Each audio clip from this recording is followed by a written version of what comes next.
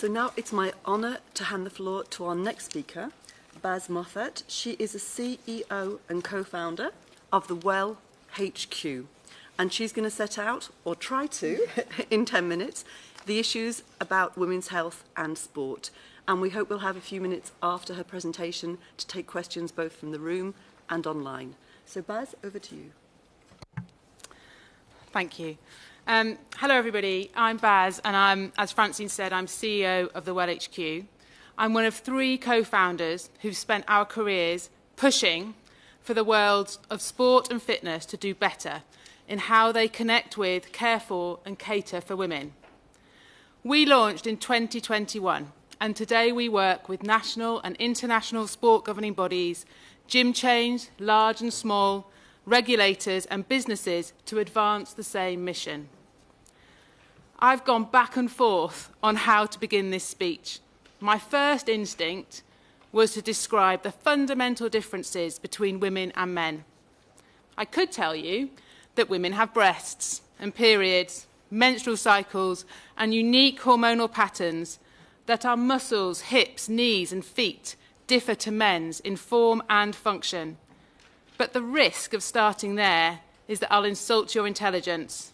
Everyone in this room and online knows the female body is different to the male one.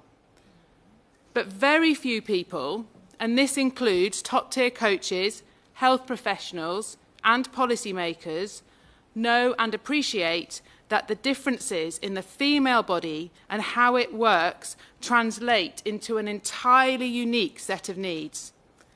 These are needs which must be reflected in strategy, in education and in culture. But they're not. And right now, all across the world, women are shoehorned into sporting systems that were never designed for her. We can all feel warm and fuzzy that women's sport is gaining in exposure, viewership and value, but it's a false dawn.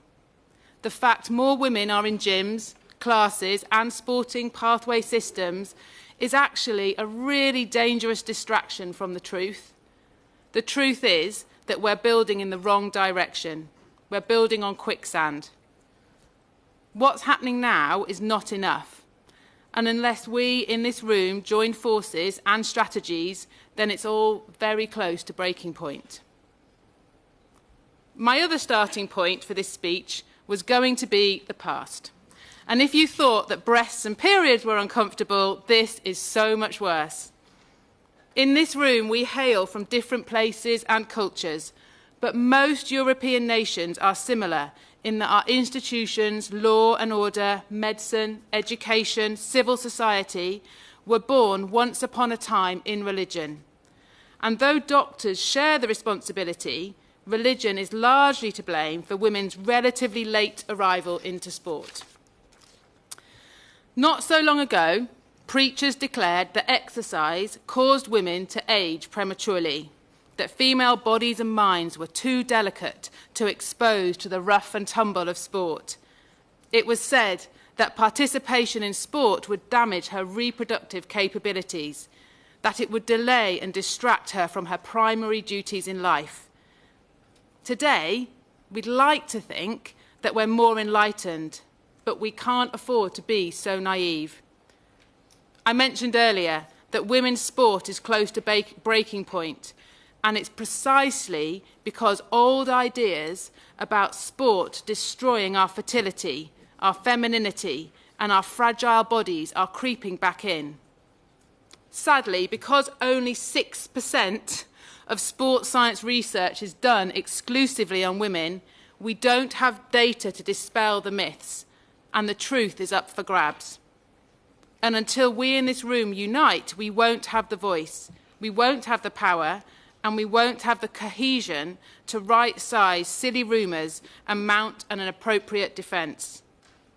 I'm not going to mention what's happening across the pond because I've only got 10 minutes, but I've seen enough UK headlines in recent days, and this is incredible media, talking up the negative impact of sport and exercise on women, on our brains, on our fertility, on our musculoskeletal health, on our menstrual health, on our mental health. Messages are coming through loud and clear and almost unopposed that when women participate in sport, it hurts us. And the worst part is, if we in this room don't unite, sensational claims and stories hold just enough water to sow doubt. Every anterior cruciate ligament rupture in women's football, every fertility horror story, every head injury, it's all enough to question the good we in this room know sport does for individuals, communities and nation states. Women are not fragile, but the system around us is. Women learn to play sport via educators who don't know the female body, with techniques that put our bones and muscles at risk. We play in kit and shoes that weren't designed for us. And we base nutrition regimes on best practice for humans in different bodies, 1.5 times our size. Breast pain, leaking, periods, the fundamental things that make us female are taboo and silenced in sport. We've never had a system that works with the female body, only against it, and it's time to change that. Right now, sporting systems the world over are still obsessed with the idea that women can adapt and fit if only we push them hard enough. And for sure, we're pushing. We're pushing so hard that women are breaking. So we need a new playbook. We need data. We need long-term studies. We need collaboration, and we need governance.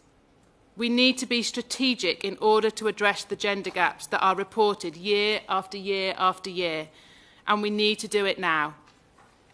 Now is probably the biggest word in my speech. The best time for pan-European collaboration and strategic alignment is now. In actual fact, it was 40 years ago. But now is also the easiest time. Every high-profile injury and sport scare story raises the peak of the mountain we have to climb. The good news is that we're not going from a standing start. There are pockets of progress all over Europe. There is a lot of good and much to build on, but we need to join together. We need a cohesive strategy if we're to move the needle and claim the truth. For women's sport to thrive, she needs to thrive. For her to thrive, every female in every system, in every country, needs to know how she works. She needs to know how to train with her body and not against it. This isn't a question of if, this is a question of when. This is going to happen, it has to. We have to come at this with the same commitment, rigour, enthusiasm and resource as we do the other major issues of our time. Because women's future in sport isn't as bright as we like to think. A generation of female athletes are, as we speak, sacrificing their bodies to light up a path that wasn't paved for us.